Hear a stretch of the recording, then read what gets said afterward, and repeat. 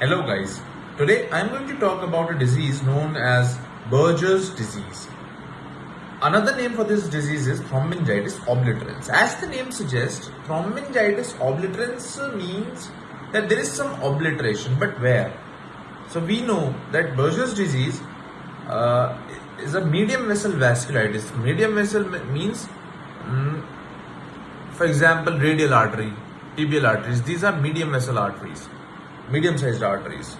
So what happens in this disease is, this disease happens in young males who are less than 35 years of age associated with smoking.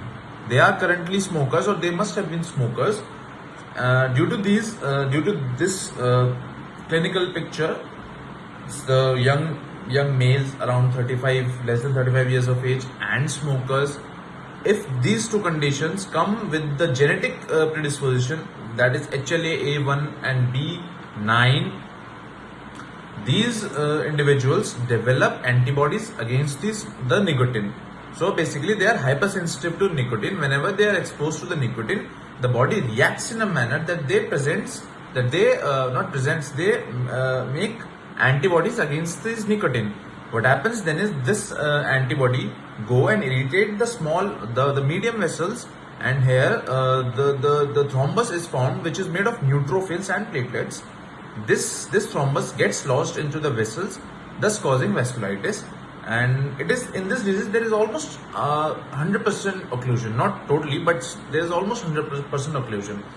But now the question arises: are the lymphatics involved in this disease? So the answer is no.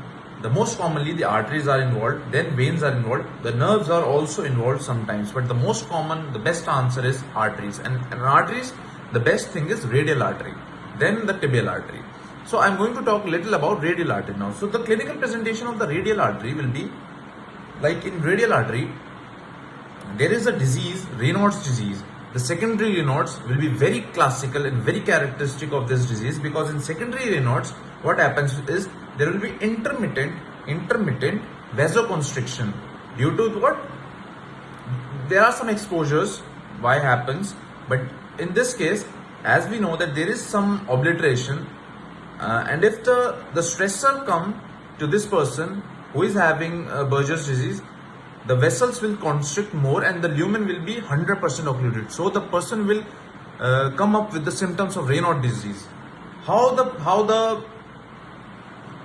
Just a minute. I'll tell you about Raynaud's disease now. कि Raynaud's disease में clinical picture कैसा आता है. अभी hand है. Look at this hand. Now my hand is normal. Even if the cold, I'm stressful, कोई भी condition में हाथ मेरा रंग ऑलमोस्ट नॉर्मली रहेगा. But in this the patient of Reynolds disease क्या होता है कि क्योंकि हमारी इस आर्टरी में ऑब्लिटरेशन है, तो एकदम वेसोकंस्ट्रिक्शन में जाएगी, हाथ एकदम पैलर हो जाएगा. थोड़ी देर बाद गर्मी में लाओगे तो साइनोसिस दिखेगा. फिर थोड़ी देर बाद आप इसको वार्म करोगे, गर्म पानी से धोओगे तो नॉर्मल हो जाएगा. That is redness.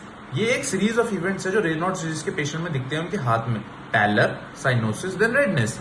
ओके, फिर क्या होता है? ये तो हाथ के सिम्टम्स हो गए. नाउ द सेकंड मैंने क्या बताई थी आर्टरी कौन सी इन्वॉल्व है? Tibial artery. तो टिबियल आर्टरी में जब ऑब्लिटरेशन होगा उसकी वजह से क्लासिकल सिम्टम प्रोड्यूस होगा पेशेंट में, intermittent claudication. This intermittent claudication means the patient will be feeling pain on walking.